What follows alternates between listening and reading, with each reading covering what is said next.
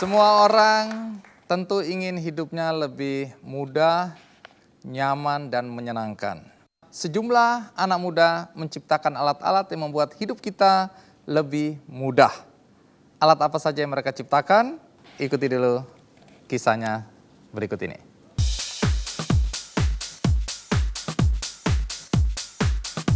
Jangan ragukan kreativitas anak muda di negeri ini. Lihat saja apa yang terjadi di kompetisi inovasi yang sudah berlangsung sejak tahun 2007 ini. Kompetisi ini melombakan aneka desain alat dengan pengembangan ide dan fungsinya, sehingga lahir desain baru yang lebih kreatif dan bisa dipakai oleh semua orang. Setiap tahun, semakin banyak anak muda yang menunjukkan kreativitas dan kemampuannya berinovasi di ajang ini.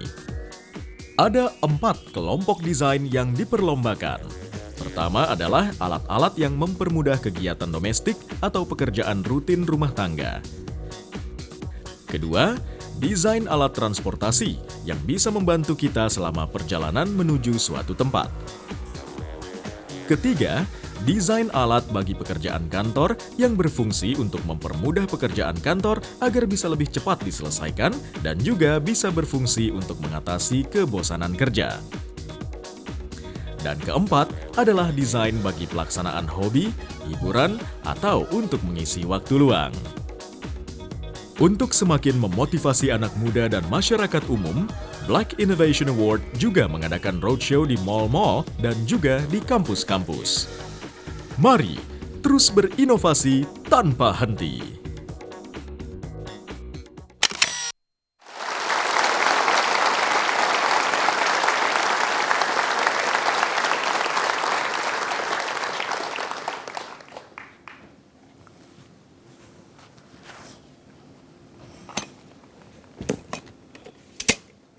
Iya, ini nggak jelas siapa ini. Datang-datang, naik ke atas panggung, kemudian dengan gayanya dan duduk.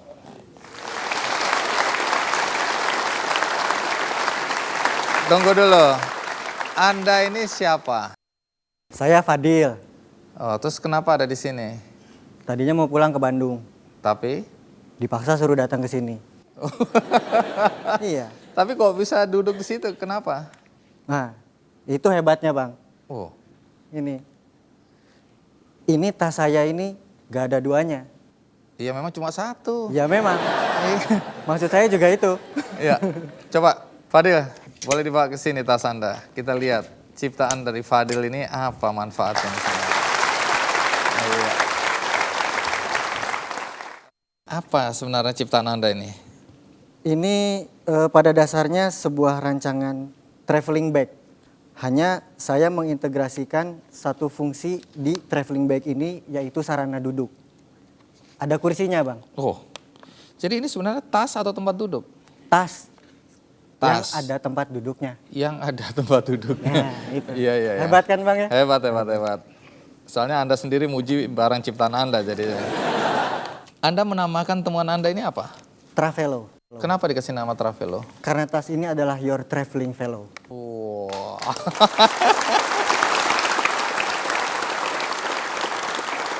Fadil, dari mana ide menemukan ciptaan seperti ini? Tas yang ada tempat duduknya. Aku itu suka traveling, Bang. Suka traveling, ya pesawat, kereta, bus. Apalagi kalau lagi high season, musim liburan, datang pesawat delay, semua delay. Tempat duduk penuh. Mau duduk di mana, Bang? Ya nggak tahu lah. Ya di Travelo, Bang. Oh iya. Ini terbuat dari apa? Bahannya standar bahan tas, lebih kepada bahan outdoor. Dan dia juga punya struktur keras di dalamnya. Di sini seperti standar traveling koper, trolley bag seperti itu. Hanya saja untuk struktur kursinya dalam konsep rancangan saya itu dibuat dari pipa aluminium. Tapi boleh lihat bagaimana buka terus diapakan tadi? Oh, boleh, Bisa Bang. diperagakan, coba lihat. Cuma butuh 3 langkah. Kamu kok kayak jual obat ya? Enggak, Bang. 1, 1, 2, 2, 3. 3. Begitu, Bang. Kalau total beratnya berapa ini? Kira-kira kurang lebihnya berat tas ini berat kosong Heeh. antara 1 sampai 2 kilogram. 1 sampai 2 Saya berharap tidak lebih dari 2 kilogram. Sekarang kekuatan dari kursi ini, apakah khusus orang-orang misalnya di bawah 70 kilo atau kekuatannya bisa sampai berapa kilo? Kekuatan strukturnya sendiri karena belum pernah di tes di trial and error, saya berharap nantinya bisa sampai 90 kilogram. Menahan beban 90 kg, orang yang beratnya 90 kg. 90 kilo masih bisa ya? 90 kg, karena dia posisinya duduk, karena Iya. beban itu akan terbagi nanti. Tunggu dulu, ada orang nyasar lagi di sini nih. Siapa tuh Bang? Anda siapa? Ya, Bawa tas, ini pasti oh mau iya. keluar kota lagi. Mas Andi. Iya. Oh ya. Ini Mas, Ki saya juga- Candy ya, nih. Iya. Saya di delay mas pesawatnya, jadi agak telat. Maaf. Oh datang. Oh kamu juga tamu dia tamu rupanya. Iya. Saya kira ada penonton yang nyasar Iya. gitu. Mas Iya. Andi, oh, Mas Andi ya? Namamu siapa? Oh, Dwi Prasetya. Panggil Pras. Oh aja, kamu Mas. Pras. Iya, Pras. Coba Pras duduk. Kenapa kamu bawa ini? Wah, Delay berapa lama? 4 jam mas. 4 jam. Iya. Bosan sekali ya. Iya, jadi lumayan Jadi lah. biasanya kalau kita delay itu membosankan ya. Iya. Harusnya Anda beli ini nih. Oh, enggak mas. Eh? Enggak, saya ada tas sendiri udah cukup. Oh ada tas sendiri. Emang apa Ada. hebatnya tas itu? Oh, ini tas untuk ini mas, latihan juga. Buat untuk olahraga juga bisa. Jadi untuk fitness. selama delay apa yang Anda lakukan? Ya 4 jam itu saya latihan aja di bandara gitu mas. Nanti kita minta bagaimana memeragakan. Tapi nama ciptaan Anda ini apa? Namanya body feedback. Body feedback. Body feedback. Kenapa dinamakan body feedback? Di sini alat sebenarnya tas ya, berupa pundak tas. Ini sebenarnya tas untuk sehari-hari, Iya. bisa buat kemana-mana. Tapi kalau misalnya kita lagi bisa buat latihan juga olahraga gitu di mana saja. Oh jadi ini tas yang berfungsi Untuk alat kebugaran, Kebugaran juga. untuk melatih otot-otot tertentu gitu. Melatih otot-otot tertentu.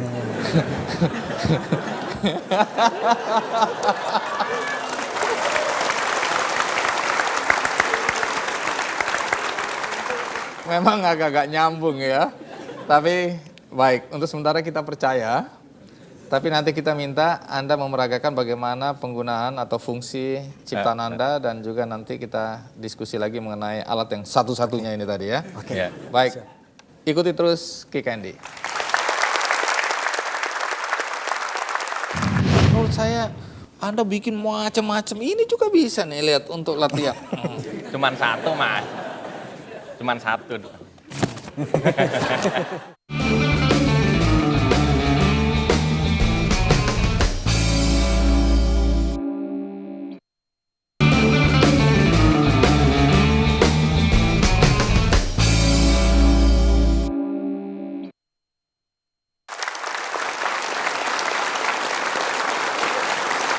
Tadi Pras baru menjelaskan tentang fungsi dari tas yang dibilang body feedback ya. betul. Tas untuk membuat tubuh fit Ya. atau bugar Ya, gitu betul. ya. Ini ada beberapa fungsi, coba Anda jelaskan dulu. Ya. Apa fungsi-fungsi yang ada di sini? Tas ini kalau kita lihat banyak sekali pegangannya ya. Mungkin agak sedikit awam orang-orang lihat ini apa gitu ya. Semua punya fungsi itu. Punya fungsi semuanya. Jadi kayak misalnya kalau kita lagi di satu gym gitu mungkin alat-alat banyak sekali ya, tapi Iya. ya ada dumbbell, ada barbell, ada mesin berat gitu. Tapi yang jelas di sini tas ini setiap pegangan punya fungsi sendiri. Jadi dalam di tubuh kita sendiri ada banyak macam otot. Dari otot bicep, otot tricep, abdominal, status anterior. Anda ngerti karena Anda memang fitness juga? Saya dulu mantan binaraga juga tapi Oh, binaraga yang menciptakan alat untuk kebugaran ya? ya Karena gitu, mungkin ada Anda cerita, waktu itu ada udah dalam cerita. keadaan Dan tidak bisa sudah tidak mampu lagi untuk membayar fitness ya. Iya. nggak ada waktu kan, Oh, nggak ada waktu. Bukan nggak mampu bayar. Nggak ada waktu. Sehingga menciptakan alat sendiri iya, gitu ya. Baik, sebelum Anda jelaskan, ada baiknya kita ikuti kisah dari Fadil dan Pras. Ini dia kisah mereka.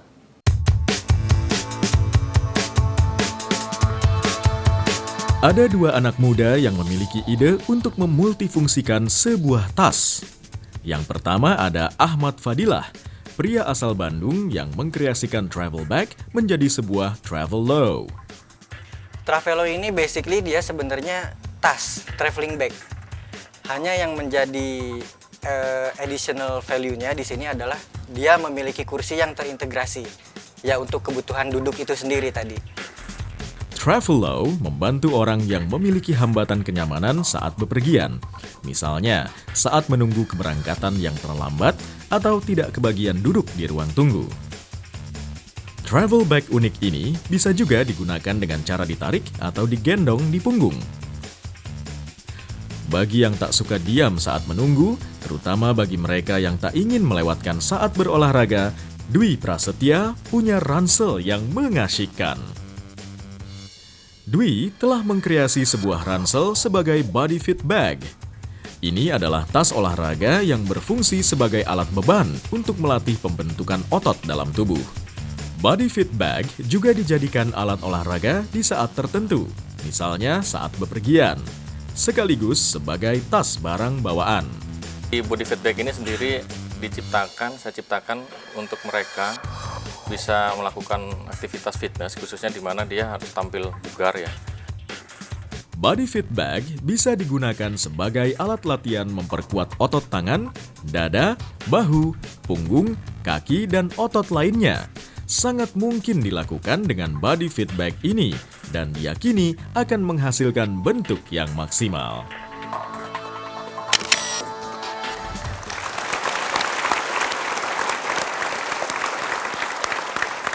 Itu tadi bagaimana dua anak muda ini berkreasi ya.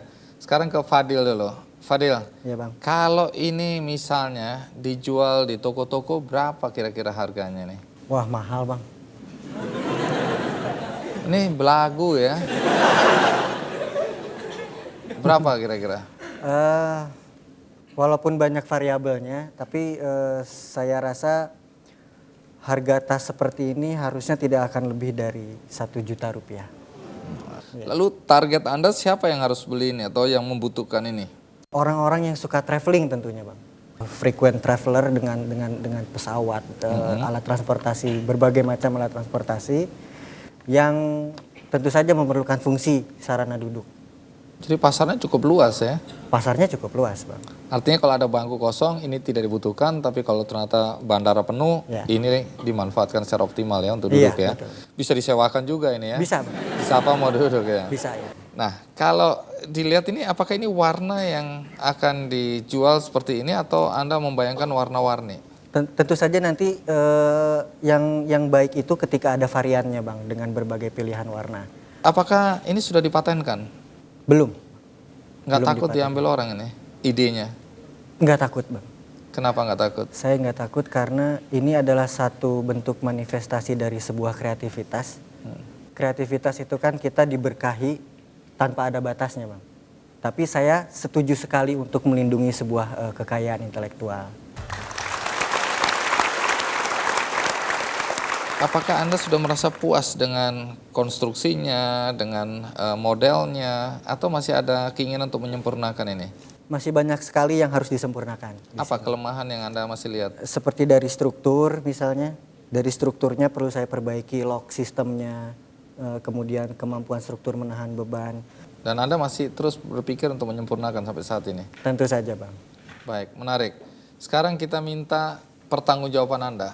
Boleh. Karena Anda bilang ini bisa dipakai untuk fit. Sebab begini loh, menurut saya Anda bikin macam-macam. Ini juga bisa nih lihat untuk latihan. Cuman satu Mas. Cuman satu. Katanya Anda bilang tadi apa? Untuk otot. Otot bicep. Coba Otot mana? bicep. Cuman ini satu one arm, satu tangan istilahnya. Jadi ini otot bicep ya. Nah, ini. Sekarang yang ini untuk otot shoulder, bahu. Coba. Iya. Pegangannya ada nggak situ Mas? Gini lah. Masih bisa dong ya? Iya. Ini otot jari. Kalau nggak ada bebannya. Dia nggak punya otot jari ya. Gitu. Terus apa lagi? Untuk otot belakang back, misalnya kita kalau ada misalnya lagi nganggur gitu, mungkin yang malu sama orang atau enggak, ini untuk otot back. Terus fungsi lain? Banyak lagi untuk misalnya untuk otot latih perut abdominal gitu misalnya. Iya. Ya ini jadi biar nggak kotor celana Mas misalnya gitu. Terus? Ya tinggal gini aja Mas, ini kan ada beratnya, nggak gerak kakinya jadinya gitu. Oh. Nah, gitu. Tapi gerakan-gerakan ini betul-betul gerakan bugaran yang benar ya? Iya, Bukan jadi ada karang-karang. Saya takut orang malah pakai ini kesleo semua nih. jadi ada buku panduannya. Jadi setiap nanti Oh, ada buku calon panduan? pembelinya itu memang disiapkan buku panduan. Gitu. Wah, hebat ya. Iya, jadi buku Contohnya, panduan buku panduannya ini banyak gunanya sekali. untuk apa? Ya untuk otot bahu semua ada gerakan di sini ya Bapak Ibu. Untuk otot deltoid juga ada gitu ya macam-macam ya. Dari mana ide ini tiba-tiba muncul waktu itu? Ya awal waktu itu kan saya emang hobinya selain saya kuliah waktu itu ya di Jakarta, terus saya juga selain kuliah juga ngelatih fitness di daerah Jakarta juga. Ketika dapat tugas yang berat gitu kan saya nggak bisa ke gym gitu ya. Nah, di situ misalnya kalau di rumah atau di kosan waktu itu ibu kosan lagi nggak ada gitu ya mungkin atau apa ada LPG yang berapa kilo itu saya angkat buat jadi latihan shoulder. Terus karung beras gitu bisa angkat juga untuk buat latihan kaki, paha dan betis. Gitu. Nah, terus dari situ? Dari alat-alat yang ada di rumah itu kalau saya pikir terakhir saya nemuin tas ini. Nah itu tadi seperti yang tadi satu pegangan aja tuh. Ini kalau cuma satu pegangan rugi nih, harus banyak nih. Sedangkan saya tahu kalau misalnya ini ditaruh di sini gimana ngelatihan otot bahu belakang. Saya terapi dengan pengalaman saya kalau misalnya ngeluarin otot apa itu besarin otot sini sendiri ada beda-beda gitu. Jadi pengalaman saya di Binaraga, terus ada satu tas yang cuma satu pegangan. Sebenarnya tas ini seharusnya punya berat, tapi bisa dimanfaatkan untuk masing-masing otot tertentu. Gitu. Saya selalu ingin tanya apakah sudah dipatenkan atau belum? Oh belum? Belum juga Belum, ya? belum. Kemudian berapa kalau kita jual ini harganya kira-kira berapa? 400, kurang lebih lah. Baik, luar biasa Fadil, Ya, Pras. terima kasih. Terima kasih.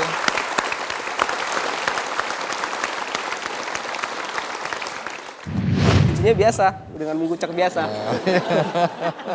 Terus kan kita meras, kita cantelkan, kaitkan di sini. Ini kita injek nih fungsinya untuk supaya tidak mudah bergeser. Anda ini siapa sih udah meres nginjek lagi?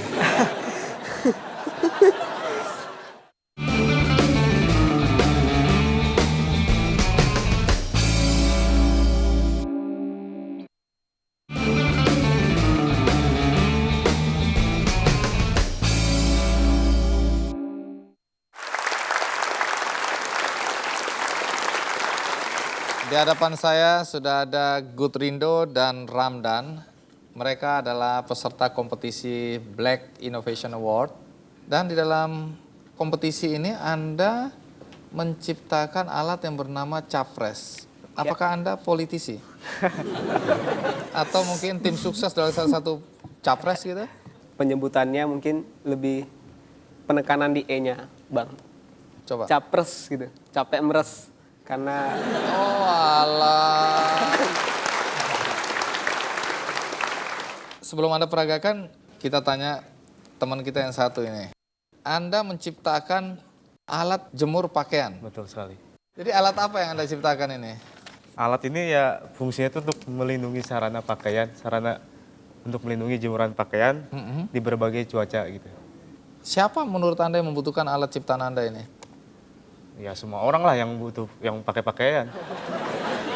Sebelum Ramdan dan Good memeragakan temuan mereka, ada baiknya kita simak liputan berikut ini.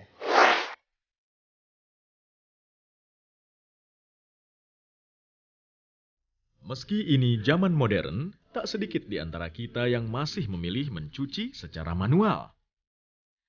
Meski manual, tapi dua pemuda ini menawarkan dua inovasi untuk lebih mudah dalam urusan mencuci. Inilah Capres. Bukan calon presiden pastinya, tapi istilah lain dari capek meras. Sebuah solusi bagi masalah sulitnya memeras cucian, terutama yang berbahan tebal. Alat ini telah menyediakan tiang yang disebut copras, sehingga pengguna tinggal memutar pakaian yang digantungkan di copras tersebut, kemudian diperas. papan gilasan sebenarnya inspirasinya. Tapi di situ saya tambahkan fungsi lain.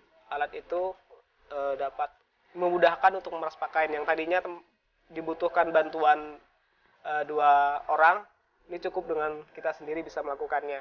Kemudian alat ini juga didesain compact dan portable sehingga memudahkan orang untuk memindahkannya, membawa-bawanya.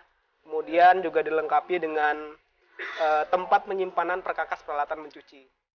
Selain desain yang ergonomis, capres juga dilengkapi dengan pondasi untuk pijakan saat memeras, sehingga bentuk miringnya diyakini memudahkan penggunanya dalam mencuci. Nah, urusan lain adalah soal menjemur pakaian. Karena musim yang semakin tidak menentu, hujan dan panas pun seringkali datang tanpa tanda, maka untuk menyelamatkan jemuran dari hujan, Muhammad Ramdan mengkreasi jemuran bernama Pakayung. Pakayung adalah sarana untuk melindungi pakaian saat proses pengeringan atau penjemuran pakaian. Perlindungan pakayung melindungi dari segala jenis cuaca, panas, dan hujan. Hal ini memungkinkan kita akan tenang saat meninggalkan jemuran di rumah. Bentuk pakayung sendiri terinspirasi dari bentuk payung. Saat sebelum digunakan, pakayung mempunyai ukuran yang kecil dan mudah dibawa kemana-mana. Penggunaannya juga simple, hanya membuka resleting untuk menggunakannya. Bahan plastik transparan yang ringan memudahkan kita untuk memasukkan hanger beserta pakaian yang akan dijemur ke dalam pakayung tersebut.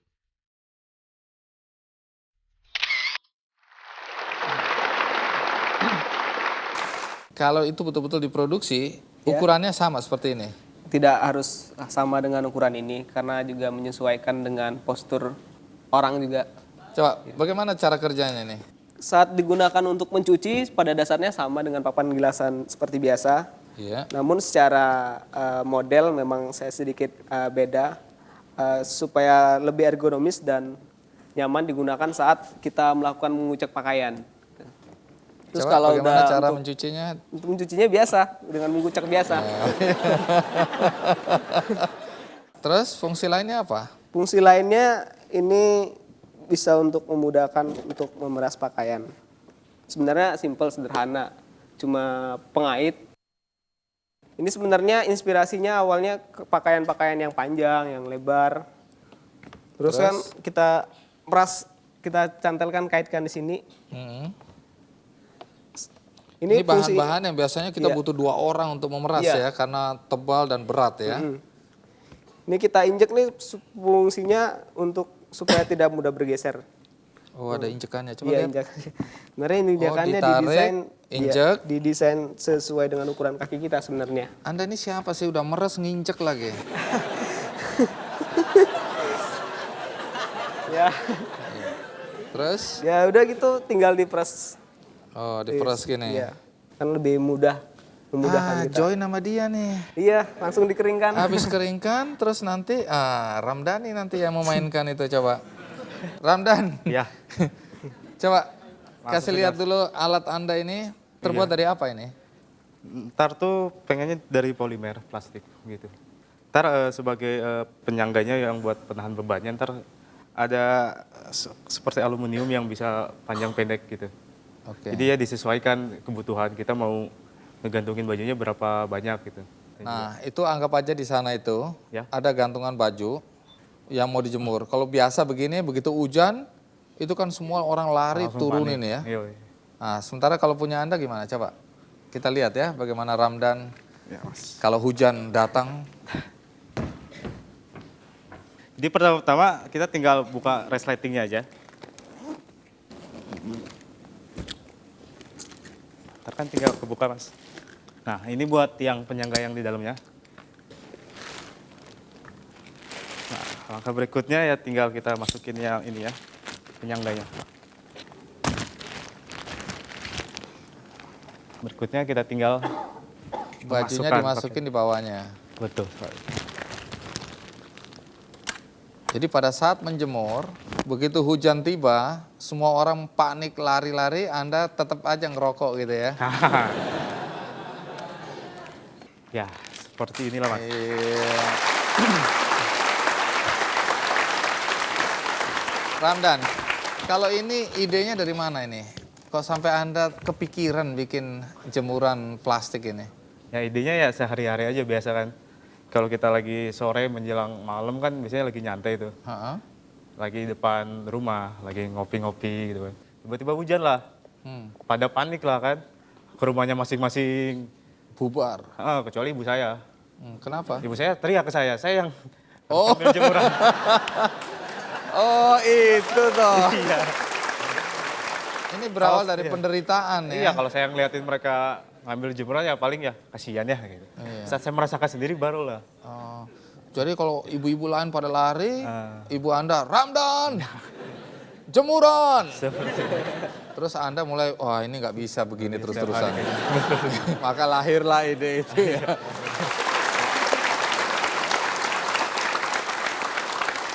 Jadi coba poin-poin kelebihan karya Anda ini apa? Ya kelebihannya itulah, kita akan sangat tenang gitu saat meninggalkan jemuran kita di rumah. Nah ini kira-kira siapa yang membutuhkan ini? Ya yang paling utama sih orang-orang yang berhubungan sama mencuci ya, seperti ibu rumah tangga atau anak kosan juga kan. Mereka kan harus mandiri nyuci sendiri, seperti itu juga sih. Berarti Good, kamu membutuhkan ini. Berapa harga jualnya kira-kira kalau ini? Nggak terlalu mahal, paling sekitar di bawah 100 lah, 150, di bawah 150. 150.000 udah bisa ya. Iya. Tentu dengan plastik yang lebih rapi, lebih bagus ya. Iya, tentunya. Kualitas yang bisa dipakai berulang-ulang ya. Betul. Nah, kalau Good, Ya. ini kira-kira siapa yang mau beli ini? Bisa ibu-ibu, bisa anak-anak kos-kosan, Iya. bisa juga pembantu rumah tangga tentunya. Ya. Tapi kan zaman sekarang mesin cuci itu kan sudah ada alat pengering Iya. dan relatif sudah semakin murah. Apa yang membuat orang beli ini dan nggak membutuhkan mesin cuci yang ada pengeringnya? Ya kalau kita kembali ke back to nature, Iya. artinya Sambil olahraga. ya, sambil olahraga, Iya. terus pakaiannya juga. Ini berarti ngalahin alat kebugarannya Pras lah. Iya dong. Tadi Anda bangun karena alat Anda, alarm ini, Bergetar terus dan ada suara tadi. suara. Jadi suara orang yang paling kita takuti kita masukin ke situ. Boleh Kalau gitu yang- saya pesen nanti suara bos saya ini. Aninoya bangun. Aninoya kerja keras. Ayo kerja.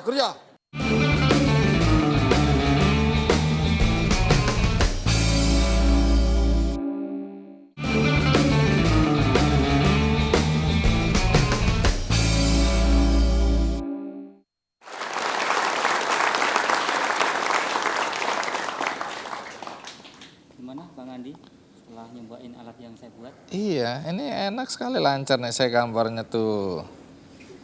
Ini alat apa namanya nih? Ini saya namakan right mover. Jadi menulis kita tangannya gerakannya bisa lebih bebas. Ya. Kalau yang pakai ruler ball ini adalah Ya. digunakan untuk menggambar. Oh ini untuk Jadi gambar ada ya? jenis lain atau model lain yang digunakan untuk menulis. Jadi gerakannya yang horizontal dan vertikal. Nah, kalau yang horizontal itu dia memakai roda bukan bola.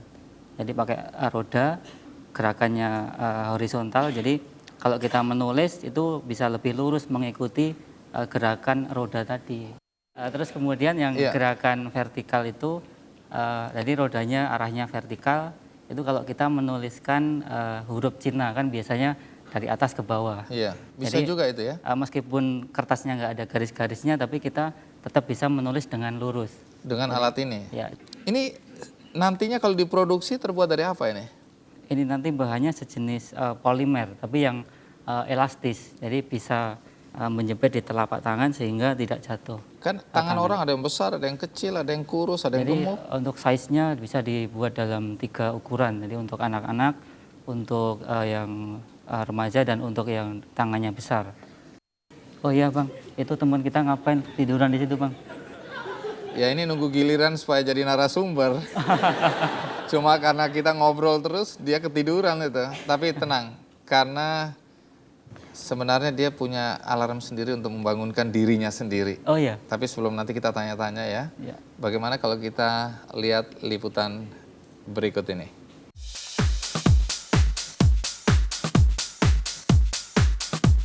Banyak orang punya masalah saat menulis, dan Jatmiko Rinto Wahyudi punya solusi untuk menyelesaikannya. Jatmiko sudah menciptakan Ride Mover, sebuah alat bantu dengan bola rotali yang terdapat di bawahnya, dapat membantu kita untuk menulis dengan rapi, lurus, dan membantu tangan Anda bergerak lincah secara horizontal. Ride mover, jadi suatu alat bantu untuk menulis. Jadi biasanya kalau kita menulis itu tangan kita atau telapak tangan kita itu menyentuh kertas dengan langsung. Tapi dengan alat yang saya buat ini, ride mover ini, itu tangan kita seperti ada tapalannya di situ. Jadi bertumpu pada sebuah roller ball. Jadi di situ sehingga tangan kita tidak menyentuh kertas secara langsung, sehingga keuntungannya adalah tangan kita tidak mudah terkotori dengan tinta, kemudian tulisan itu tidak rusak oleh keringat, kemudian gerakan tulisan juga lebih lancar, sehingga sangat membantu dalam proses menulis. Alat ini juga bisa berguna untuk menghindari rusaknya tulisan akibat gesekan tangan dan menghindari rusaknya kertas akibat keringat tangan Anda. Untuk alat unik ini, Jatmiko telah terpilih sebagai finalis Black Innovation Award 2010. Setelah soal tulisan, kini kita punya juga sebuah solusi bagi mereka yang memiliki masalah telat bangun pagi. Sebuah masalah yang biasanya merembet pada masalah jadwal harian. Didi Prasetya membuat sebuah inovasi baru yang memungkinkan orang bisa bangun tepat waktu. Inovasi ini ia sebut sebagai Vibre. Sebuah alarm yang sedikit beda dari alarm biasanya. Yang saya buat ini meliputi 2 kegunaan. Satu, alarm ini bisa menyimpan data, suara. Ada alat tambahan kecil seperti vibrator, ditaruh di bawah bantal. Ketika alarm itu berbunyi, alat itu pun bergetar untuk membangunkan kita. Vibre yang didesain menyerupai alarm ini terbagi dalam 2 bagian. Selain sebagai pengaktif, Vibre sekaligus sebagai jam yang dapat dilekatkan dengan dibantu 4 buah vibra point yang ditempelkan di bawah bantal. Getaran yang terjadi karena arus Bluetooth dari Vibre ke Vibra Point tidak menimbulkan radiasi, langsung membangunkan Anda. Vibre juga bisa merekam berbagai suara akrab yang mampu membangunkan tidur Anda. Begitu Anda terbangun, dengan menekan sembarang tombol Vibre, maka lampu jam akan menyala. Anda bisa tahu jam berapa Anda bangun, sekalipun lampu kamar masih padam.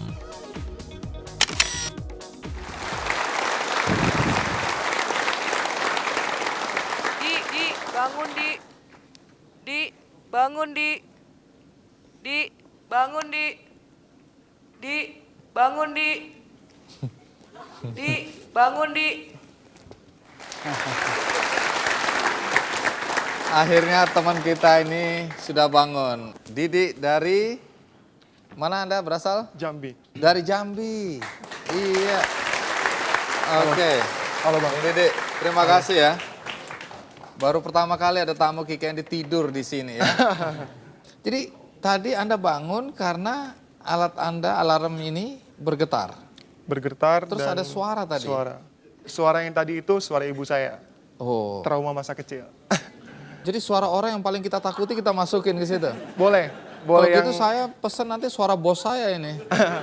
Aninoya bangun. Aninoya kerja keras. Ayo kerja. Gitu, kaget kita. Harusnya begitu. Oh, harusnya begitu ya? Ya, jadi terserah. Jadi kita ada memory card-nya, bisa nyimpen sekitar 8 sampai 10 suara. Boleh mau kesukaan, mau ketakutan, misalnya suara bos, suara ibu kita, supaya kita tidak terlalu terbiasa dengan suara-suara itu, dia random. Terus? Kemudian dulu saya bagi kuesioner, bagi pertanyaan ke teman-teman. Salah satunya selain suara yang kita kenalin, juga yang membantu kita untuk bangun pagi ya dengan getaran. Biasanya kan kita goyang-goyangin gitu ya. Nah dari bagian tubuh kita yang paling gampang, yang lebih peka, jawaban teman-teman kepala. Kalau dilihat ide ini kan menarik ya dari gagasan, tapi dari mana sampai kepikiran, Di? Oke, jadi terus terang ini waktu saya kuliah dulu.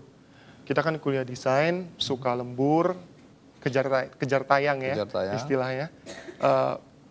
Besok paginya pada hari presentasi yang penting, kita lembur sampai jam-jam 4-5 pagi, presentasi jam 8 pagi, nggak kebangun ya buru-buru, ujung-ujungnya rusak. Baik, menarik. Ini ada Yoris Sebastian yang selama ini menjadi juri dalam kompetisi Jarum Black Innovation Award ini ya. Yoris, bisa ceritakan nggak dalam kompetisi Black Innovation Award ini apa sebenarnya yang dinilai? Yang pertama itu adalah originalitas, dan di tahun terakhir ini kami sudah dibantu oleh lembaga yang memang kompeten di bidang haki. Selain itu kita pastinya akan melihat seperti produk-produk tadi punya problem solving terhadap kehidupan sehari-hari. Dan yang terakhir yang tahun ini saya harapkan akan ada produk-produk yang bukan hanya berguna untuk problem pribadi tapi bisa berguna untuk orang banyak.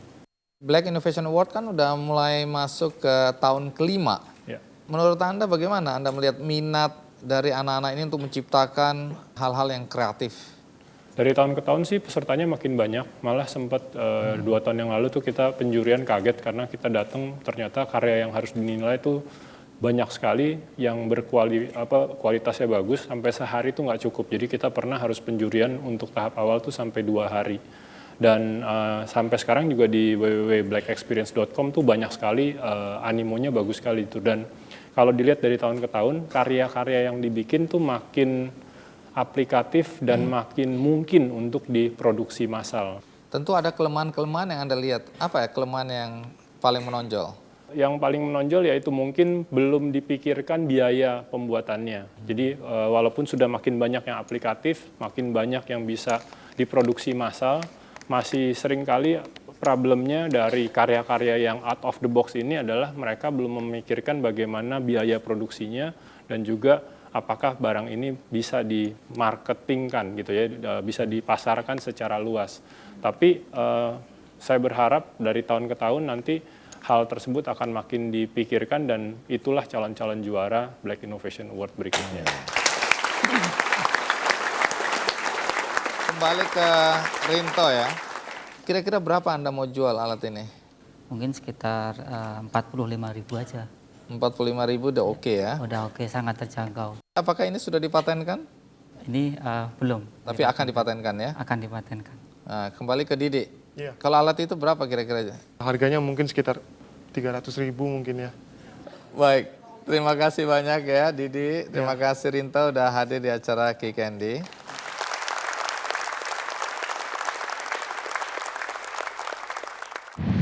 Ayo ini punya 4 sisi nih Bang. 4 sisi, oke. Nah, setiap sisinya ada 1 catur. Alma ada. Tinggal putar Ludo. set. Oh, Ludo. Ludo dulu. Oke. Kita duduk. Main, ya. Kok sama Oh, kembar.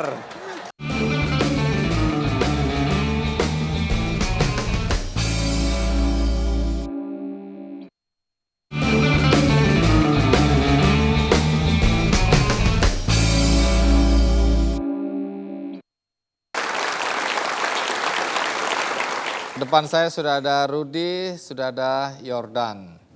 Nah, kalau Rudy katanya menciptakan satu alat permainan yang bernama Ayoma. Betul Bang. Ayoma itu apa? Ayoma tuh kependekan dari ayo main. Ayoma. Prinsipnya apa ini alat ini?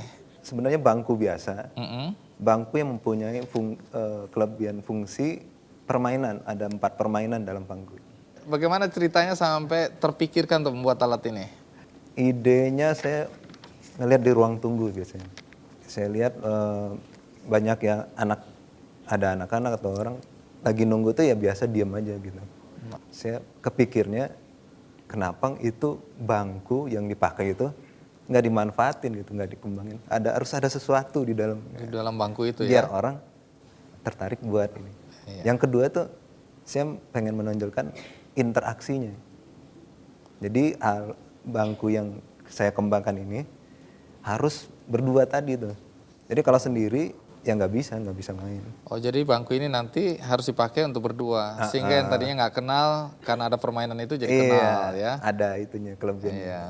Ya, nanti kita akan minta Anda untuk memperlihatkan ya alat yang Anda bilang bangku, tanda kutip bangku ajaib ini ya. Bangku yang bisa membuat orang berkomunikasi, anak-anak bisa bermain ya. Nanti kita lanjutkan karena saya agak terganggu dengan orang bawa gitar segede.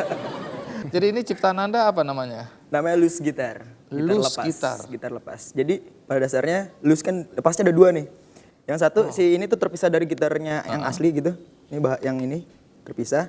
Sama loose-nya sebenarnya loose semua lepas. Jadi nggak usah dipencet. Ini C sampai G jadi dilepas semua. Oh, sudah di stem sesuai dengan nadanya betul. ya. Sesuai nadanya. Yang Anda ciptakan itu apa? Yang mananya? Ininya.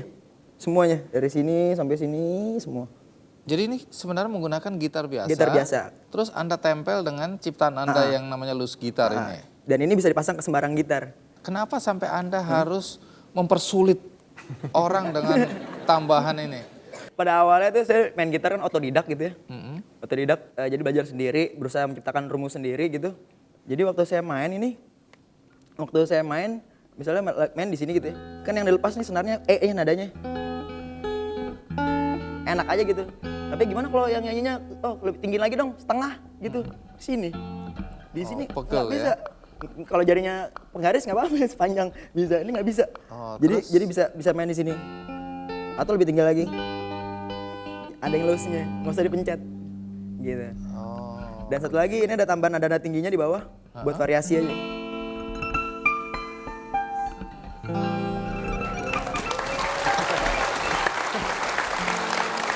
Kalian. Tunggu, gitar kalau dilihat kan dawainya atau senarnya ada 6. Ini ada berapa banyak ini? Ini yang terbaru ya. Waktu kemarin pas BIA Black Innovation kemarin itu masih 12. Cuma saya pikir-pikir kenapa nggak lebih banyak lagi. Jadi saya maksimalin lagi. Kenapa? Jadi ini ada 19 plus senar umumnya aslinya itu ada 6 jadi sekitar 25. Apa semua orang bisa memainkan ini? Pasti. Semua pemain gitar pasti bisa memainkan ini. Soalnya gampang sebenarnya. Karena waktu apalagi untuk main klasik ya. Main klasik yang butuh petikan nada banyak itu susah. Ini dikasih nada ini enak, lebih gampang. C-nya ada nada bass, lebih luas. Jadi seolah-olah tuh main gitar kan harus main bass. Ini lebih melengkapi dari pemain gitar itu sendiri. Jadi bassnya udah ada, bisa main pakai tangan sendiri, cukup. Jadi lama-lama Anda nggak butuh pemain bass. Oke, sebelum kita lanjutkan, ada baiknya kita lihat liputan berikut ini.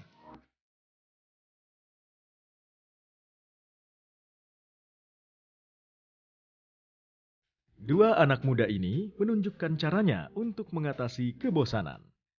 Yang pertama, ada Rudi Hardianto yang mengaku sering bosan saat duduk menunggu tanpa aktivitas. Rudi pun mencipta sebuah bangku, namun bisa juga berubah fungsi menjadi sebuah meja. Dengan meja inilah kita dapat bermain bersama, seperti bermain catur dan halma.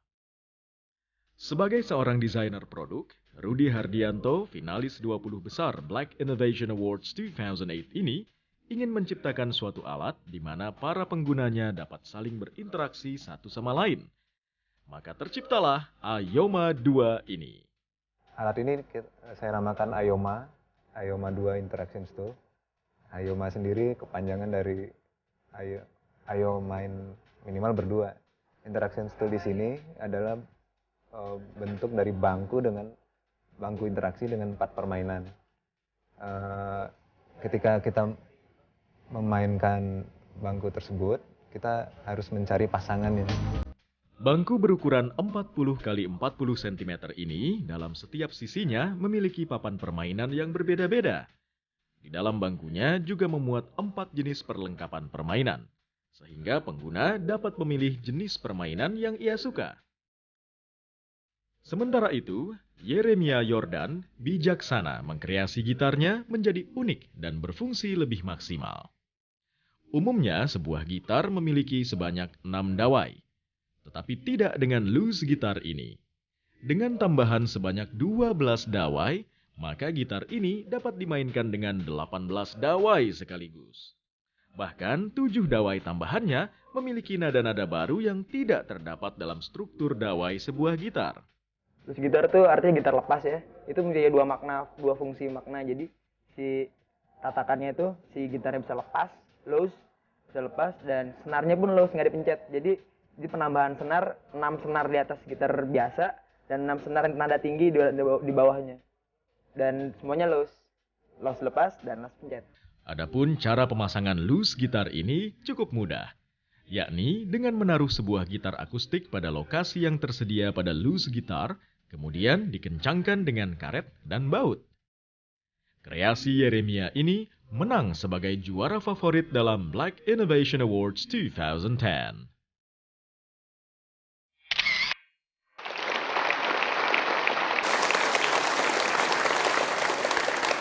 Ruth, tentu penonton di studio ini dan juga penonton di rumah ingin melihat bagaimana Anda menggunakan karya cipta Anda ini.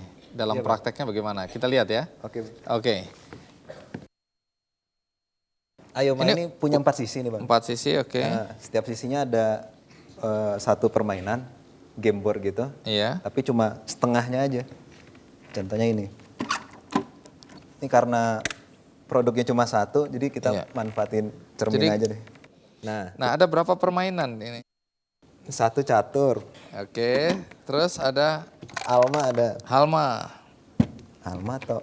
Tinggal putar Ludo. set. Oh, Ludo. Ludo dulu. Oke. Kita duduk. Main, ya.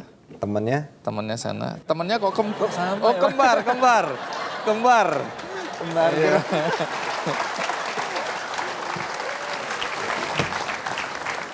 Menyenangkan sekali ya. Nah, ini kalau mau dijual berapa ini kira-kira, Ruth? Kalau yang ini kan masih ide awal. Ide awal tuh saya bahannya masih kayu. Oh, bahannya kayu nantinya ya? kayu. Karena pertama gampang, nanti kita juga bisa bikin dari kayu bekas peti kemas gitu. Jadi bisa ngidupin UKM juga. Gitu. Oh iya, jadi nggak harus sederhana, mahal ya? Nggak harus mahal. Tapi buat kedepannya saya juga pengen ukuran yang kecil, mungkin dalam fabrikasi, pakai bahan plastik. Jadi bisa kita bentuk lebih kecil atau lebih besar. Dan lebih ringan ya? Dan lebih ringan. Nah, kembali ke Yordan. Yordan, coba kita tenang, kita minta Anda peragakan. Sedikit ya? Iya.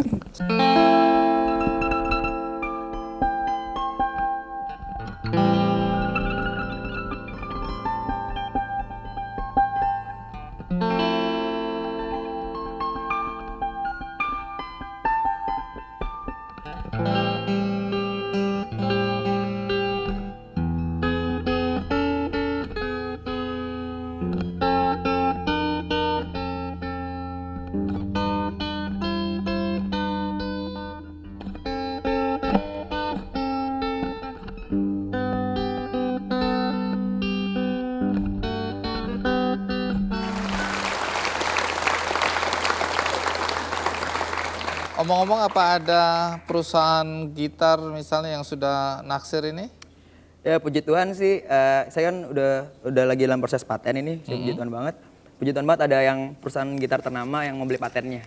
Oh, sudah ada yang mau ya? Baru komunikasi sih, baru komunikasi. Itu aja udah bagus ya. Baru komunikasi tapi masih open sih buat yang lain. Ayo mau beli? Iya.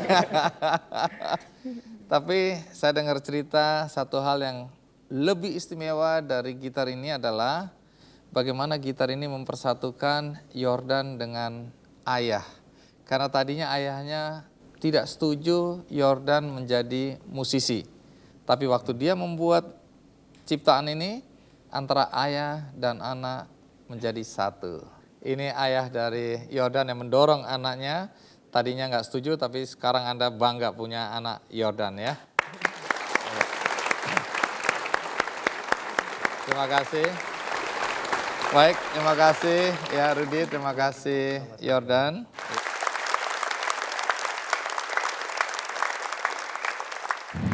Seperti gitar ini tadi kan waktu penjurian itu begini. Sekarang tadi sudah dikembangkan lagi. Kreativitas tuh memang gitu, terus berkembang. Iya, asal nggak 1 tahun lagi ada 100 dawai. Itu mainnya pakai kaki.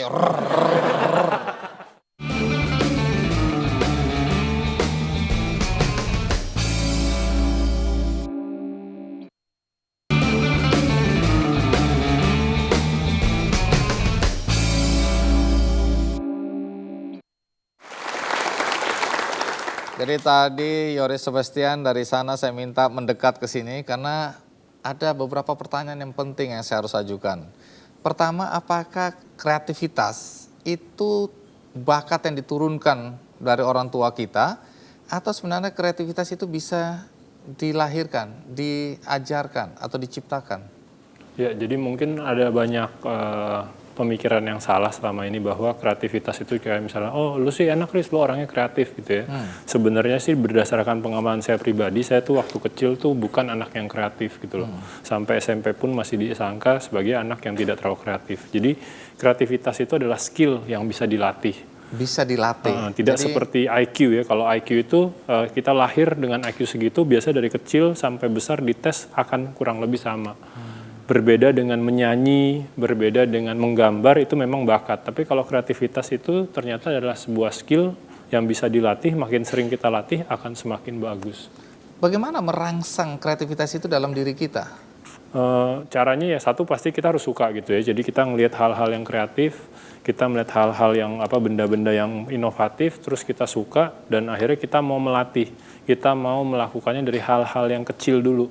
Seperti gitar ini tadi kan waktu penjurian itu begini. Sekarang tadi sudah dikembangkan lagi. Kreativitas tuh memang gitu, terus berkembang. Iya, asal nggak 1 tahun lagi sudah segini lah. Ada 100 dawai. Itu mainnya pakai kaki.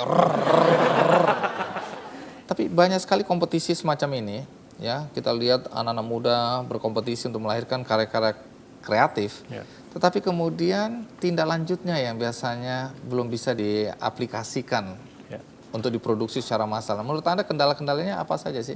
Ya, jadi mungkin yang pasti kesempatan ya, kesempatan yang masih belum banyak. Saya ngelihat dari tahun ke tahun penjurian Black Innovation Award itu pesertanya tuh semakin bagus.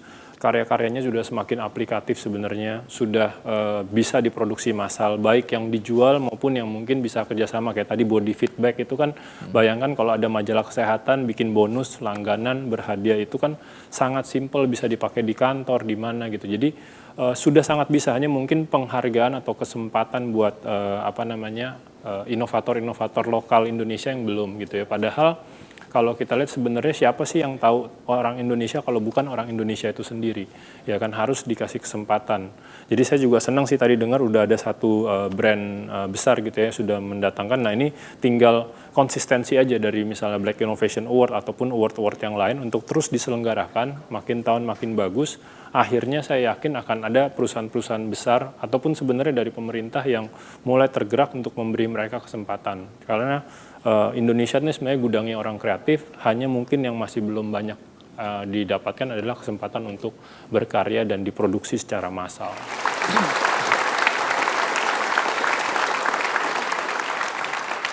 Menarik sekali ya, karena kalau kita lihat di luar negeri, baca buku atau browsing lewat internet ya, kita bisa lihat banyak jutawan-jutawan muda baru yang kaya raya karena temuan-temuannya. Kenapa di Indonesia nggak bisa lahir jutawan-jutawan muda seperti itu ya? Apakah dukungan di dalam negeri sini kurang atau apa yang Anda lihat? Ya mungkin pembiasaan dulu untuk pentingnya hak kekayaan intelektual gitu ya. Mungkin di Indonesia ya masih terbiasa untuk menggampangkan mengcopy, amati, tiru, modifikasi gitu ya, tanpa menghargai hak-hak paten misalnya ataupun hak atas nama, karena itu sebenarnya penting sekali. Tapi menurut saya analoginya sama kayak telepon umum aja. Kenapa? Dulu juga telepon umum di Indonesia kan dirusak terus karena masyarakat belum rata memerlukan telekomunikasi. Pada saat telekomunikasi udah diperlukan oleh semua orang, saya udah jarang lihat ada telepon umum yang rusak. Jadi sebenarnya karena belum dimengerti dampaknya gitu, bahwa dengan royalti itu hidup, karya ini akan ada, menimbulkan pekerjaan, lapangan pekerjaan, dan lapangan pekerjaan ini menimbulkan industri. Jadi kalau pemahaman itu ada dan ada impact-nya buat orang-orang Indonesia, saya rasa sih royalti akan sangat luar biasa. Apalagi ya itu, kita memang dikaruniai banyak sekali anak-anak muda dan orang-orang yang kreatif dan inovatif. Bung Yoris, apa harapan Anda terhadap kompetisi semacam Jarum Black Innovation ini? Ya, saya sih berharap kompetisinya ini makin seru gitu ya dan makin beragam. Kita sendiri kemarin kan pergi ke roadshow ke kampus-kampus Bandung, Semarang, Jogja, Malang, Bali. Itu animonya luar biasa. Saya senang sekali ngeliat anak-anak mahasiswa-mahasiswi itu punya banyak sekali ide-ide simple yang kreatif yang harusnya membuat mereka tidak akan takut. Kita juga berharap bukan hanya inovator yang pribadi, tapi sebenarnya bisa berdua, bisa bertiga ya. Saya percaya 3 heads is better than 1 head. Itu yang diharapkan tahun ini. Terus pengen juga ada peserta-peserta yang bukan dari kalangan mahasiswa atau mahasiswi, orang-orang biasa. Makanya di April tuh kita ke Surabaya, Mei nanti kita ke Bandung, kita juga roadshow ke mana-mana. Pengen lebih banyak lagi inovator-inovator dan tidak hanya dari yang mahasiswa atau mahasiswa. Ya, menarik. Anda juga membuat buku yang merangsang kreativitas anak-anak ya, melalui buku apa waktu itu? Pertama, Oh My Goodness, buku pintar seorang kreatif junkies. Jadi lebih ke sharing pengalaman saya yang dulunya bukan orang kreatif, malah saya punya testimonial berbentuk email dari teman SMP saya yang kaget, Yoris itu waktu kecil adalah anak yang biasa-biasa dalam pergaulan maupun kreativitas. Tapi akhirnya dari SMA, kerja, sampai sekarang akhirnya saya bisa berubah menjadi sosok yang kreatif. Kreatif. Buku kedua Nah, buku kedua yang dipegang itu. Oh, ini tuh. Keep Your Lights On. Jadi buku ini isinya apa? Ya, kebetulan ya pengalaman saya selama dari tahun pertama terpilih oleh Jarum Black untuk menjadi juri Black Innovation Award. Saya lihat itu satu karya yang bagus gitu ya dari para anak-anak muda Indonesia, dan sebenarnya buku ini rangkuman dari tips-tips dari saya maupun dari para juri yang pernah terlibat gitu. Kita memberikan tips-tips supaya anak-anak itu bisa lebih kreatif, bisa lebih inovatif. Dan yang tadi ya di buku itu saya juga cantumkan bahwa sebenarnya mendaftarkan haki itu tidak mahal. Jadi di situ ada kalau misalnya kita mendaftarkan aja itu dari 120.000 sampai 60.000. Terus kalau kita sudah di-approve application-nya itu kita bayar pendaftaran 1 sampai 3 juta, that's it. Jadi banyak orang yang mikirkan untuk paten produk itu mahal gitu ya. Nah, di buku itu dijelaskan bahwa sebenarnya mengurus haki tidak mahal. Ini kan sudah sedang diurus, nanti ada prosesnya, tinggal di maintenance setiap tahun sekali, dan bagus kan, bayangkan kalau nanti ada satu brand yang besar membeli hak atau rights-nya, nanti dia tinggal menikmati royalti. Buku ini juga dilengkapi temuan-temuan hasil kompetisi Black Innovation yang lama juga ya, tahun-tahun sebelumnya. Jadi ini sangat menginspirasi kita semua, dan karena ini buku bagus, maka saya akan bagikan untuk kita semua yang ada di sini. Bagi Anda yang di rumah, Anda juga bisa mendapatkan buku ini gratis dengan mengakses kickandy.com. Dengan demikian berakhir sudah Kick Andy. Harapan saya semua bermanfaat bagi Anda. Sampai jumpa.